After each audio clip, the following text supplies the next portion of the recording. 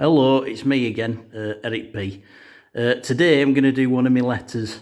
If you've watched my Eric P show, you'll know that I do like an agony aunt section, like Uncle Eric. So people write in with the problems and I sort them out. Right, I'll get on with that in a minute. The reason why there's been a delay with my videos is my friend's had a few problems. Dave, he's been in the hospital. He had constipation, apparently. They thought it might be his appendix, but it turned out to be constipation. Apparently, he was in the hospital the other week. He went into he was on his bed, and he had the curtain drawn round, and he had to wait for the doctor. So the doctor was going to have a little fiddle around with his rear end, so to speak. So he was there, and this guy walked in. He said, right, he says, take your trousers down if you don't mind. So he pulled his trousers down, and he bent over. Anyway, this guy started, doing whatever they do, with his finger. Started searching and rummaging around in there. Anyway, after about a minute, the nurse walked in, and she just stood there with her mouth gaping wide open. She was in, total shock. And the bloke says, you can put your trousers back up now. And then he just walked out, walked out the curtain bit. And he turned around to the nurse and he could see she was shocked. He said, what are you so shocked about? Surely you've seen a doctor doing this before. Shouldn't come as any surprise to you.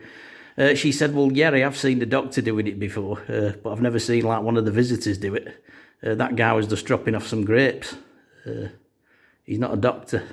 So my friend was a bit bit shocked by this. It terrified him. Anyway, in the end, they ended up giving him they gave him a tainted suppository, apparently. And he ended up getting an infection in his butthole, and it ended up all swelling up, and then it spread to his butt cheeks. Yeah, his butt cheeks are huge now. He's on the ward, and all the nurses are asking if they can take pictures and put it on TikTok. He's become a bit of a circus freak in there. Terrible. Right, anyway, I'll get on with my letters. I'll show you a little picture, and then we'll get on with the letters. Right, I best get on with the letters then. Right, we'll have a look at this. For today, we'll call him Norman. As you know, that's not his real name. I always make up the names to hide the identities. So I'll tell you what Norman's problem was. We'll have a little read now. Let's see, what does it say here? Hello, Eric. I need your help. I'm having a few marital problems.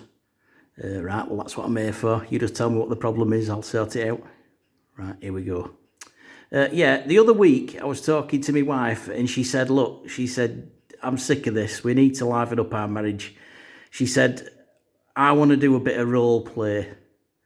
So I said, oh, all right, then, yeah, we can sort that out. She said, right, well, next week what I'll do is I'll call you at work and I want you to rush back and then we'll do a bit of role play. Right, well, that sounds fair enough. Anyway, about a week later, what I did was I got some printouts of Hamlet and Macbeth, some of the scripts. I thought, well, she'll enjoy these. She's obviously interested in acting, a bit of amateur dramatics. So I thought, all right, fair enough. So I printed them out on the printer and I sat waiting. Anyway, later that afternoon, she called me. She said, right, I want you back here now. I want you to come back. So I set off back to the house. I opened the door. When I walked in, she was dressed as a nurse, which is unusual, really, because she's a librarian. I don't know why she was dressed like that. She must have found a new job. She'd have probably told me about it a bit later. Anyway, I got the scripts out and I said, right, you play this character and I'll play that character and we'll get reading the scripts. It should be fun, this. We both like Shakespeare. Anyway, she lost her temper. Yeah, I can imagine why she might do that. She stormed upstairs, she packed her bags and she said, right, Norman, I'm leaving you. I'm fucking sick of this. You're bloody boring. I'm just sick of it. So she just stormed off out the house. I wouldn't mind. I don't think I've done anything wrong. I put the effort in. I got all them printouts, so we had the scripts and everything so we could do the acting. But no, she just stormed off out. Right, Norman. I'll try and tell you what's going on here. I think the reason she was dressed as a nurse, I think that's more to do with when she said role play. I don't think she meant quite what you think she meant. Right, I'll show you a quick picture now, and then we'll carry on with my advice. Right, here's a picture.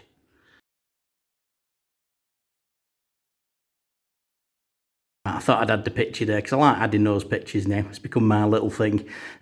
Norman, when she said she wanted to do role play, I think it was for